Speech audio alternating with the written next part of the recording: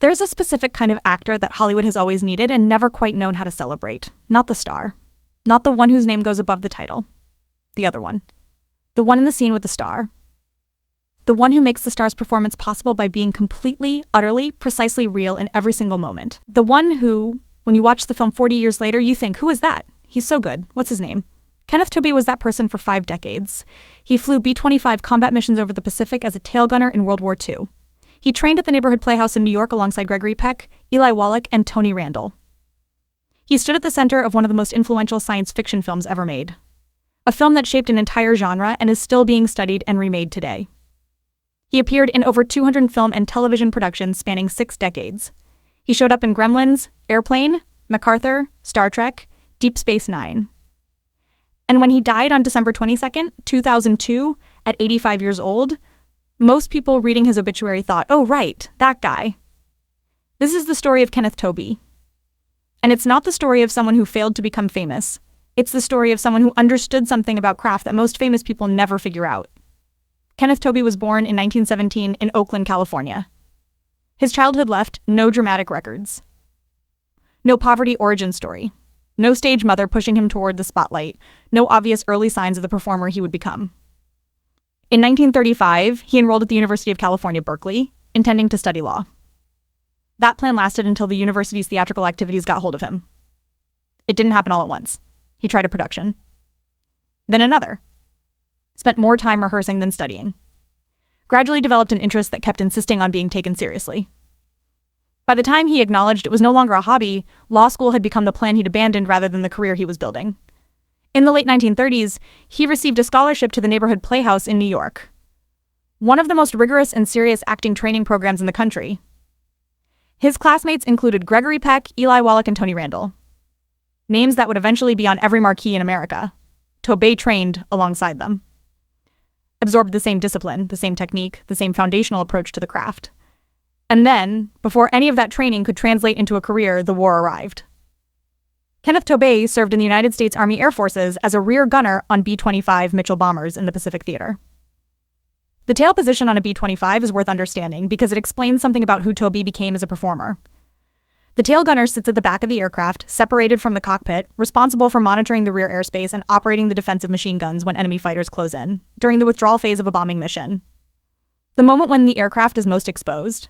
The tail gunner is the last line of defense for the entire crew. The job requires something very specific. The ability to maintain complete concentration over extended periods, react immediately to danger without the benefit of advance warning, follow cockpit commands precisely and without hesitation, and stay calm in conditions designed to produce the opposite of calm. You don't do that kind of work and come home unchanged. But here's the thing about how it changed Tobey. It didn't make him dramatic, it made him controlled. The combat experience showed up in his acting not as emotional intensity, but as something rarer and more useful. Absolute steadiness. The ability to be completely present in a tense situation without letting the tension run away with the scene. Directors would spend years trying to articulate what made him valuable. What they were describing without knowing it was a rear gunner who had learned that panic is a luxury, and that your job is to keep the system functioning no matter what's happening outside the window.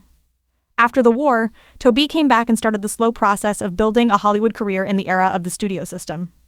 An environment that was in its own way as structured and hierarchical as the military. Hundreds of actors were continuously cast, tested, and replaced. Competition wasn't for individual roles so much as for position within an enormous ongoing machine. You showed up, you did the work, you were useful, you got called again. You weren't useful, you didn't. Tobey appeared in Broadway productions and summer stock theater.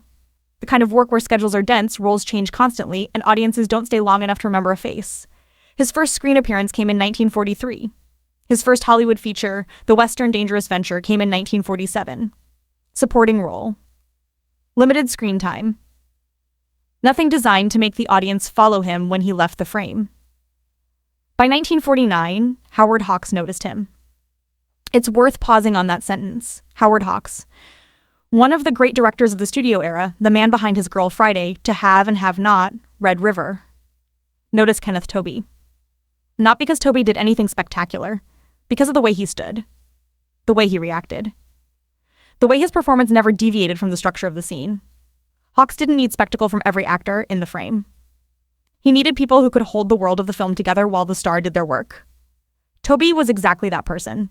In 1951, Howard Hawks produced Thing from Another World. Tobey played Captain Patrick Hendry, an Air Force officer at an Arctic research outpost where something terrible has been found beneath the ice.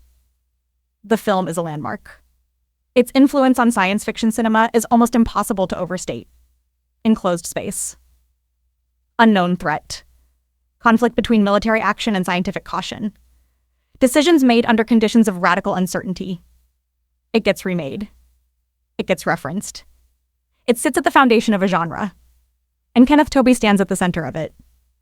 What he does in the film is worth describing precisely, because it's easy to miss if you're watching for the wrong things. Hendry is not an emotional role. He doesn't have long speeches about fear or humanity or the unknown. What he does, in scene after scene, is receive incomplete information, cut through everything that's not immediately useful, and turn whatever's left into an order that keeps the group functioning. When scientists want to preserve the alien for study, he pulls the conversation back to survival. When data contradicts itself, he makes a decision anyway. Because the alternative is paralysis. When the situation changes, he adapts without announcing that he's adapting. The tension in the film doesn't come from a single explosive moment. It accumulates. Through every conversation in that confined space, through every decision made before the full picture arrives, through every second where Hendry has to hold the operational structure together while the foundation of that structure is constantly shifting. The key to the performance is in the restraint. Tobey never pushes the emotion. He keeps everything controlled, measured, precise. The way a rear gunner keeps his eye on the airspace when everyone else on the plane is losing their nerve. The Thing from Another World became one of the defining science fiction films of the early 1950s. It made Kenneth Tobey more visible. It placed him in more projects. And it locked him into a specific trajectory that would define the next 4 decades of his career.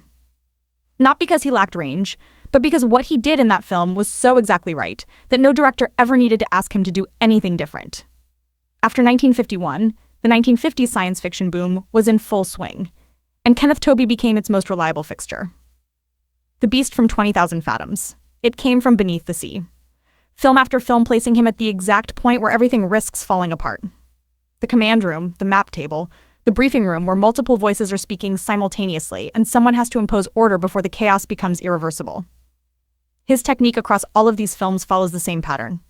Short sentences. Low voice. When everyone else gets louder under pressure, he gets quieter. And that change in tempo forces the other people in the scene to pause, listen, and follow the direction he's setting. That might sound simple. It isn't. The ability to be the stillest thing in a room full of noise, and to do it in a way that reads on camera as authority rather than absence. That's a specific, developed, deeply practiced skill. By the mid-1950s, directors didn't need to think carefully about how to use Kenneth Tobey. They knew exactly where to put him and exactly what he would do when the camera rolled. That certainty made him continuously employed and simultaneously invisible to the mechanisms of fame. When something works perfectly, nobody talks about it. They just keep using it. In 1957, a new direction opened. Whirlybirds. A television series about co-owners of a helicopter service, handling rescue missions, emergency transport, and crisis response. Gave Tobey something film had never quite provided. A lead role sustained over time. 111 episodes. Broadcast across the United States and international markets. Every week, the same face in the same time slot. A level of regular, sustained recognition that his film career had never generated. The character moved differently than his film roles, no longer behind a command desk. In the cockpit. On site. Operating in open space. Each episode required the same fundamental rhythm. Quick reaction, maintained control, restored stability within 45 minutes, but the context changed constantly. Difficult terrain rescues. Emergency medical transport. Accident response with the clock running. Doing that week after week for 3 years creates a specific kind of presence. Audiences didn't just recognize Kenneth Tobey's face.